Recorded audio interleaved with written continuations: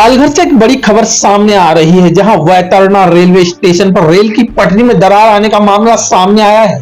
इस घटना से मुंबई आने वाली लंबी दूरी की ट्रेनों पर असर देखने को मिला है। वहीं तुरंत ही इसकी जानकारी पश्चिम रेलवे विभाग को दी गई, जिस पर रेलवे विभाग द्वारा रेलवे ट्रैक बदलने का कार्य तेजी से शुरू किया जा चुका है। फिलहाल यहाँ एक बड़ा हादसा होने से टला है।